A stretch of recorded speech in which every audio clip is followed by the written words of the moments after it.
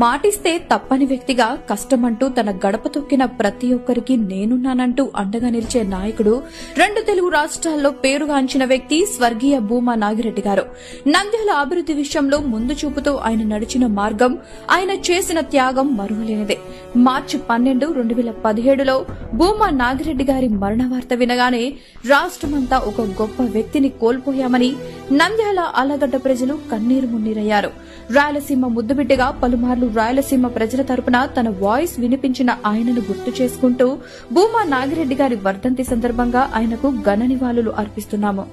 సూర్యుడి సెలవని అలసిపోయేనా, కాలమే శిలవలే నిలిచిపోయేనా, మనిషి మనిషిని కలిపిన ఓ ఋషి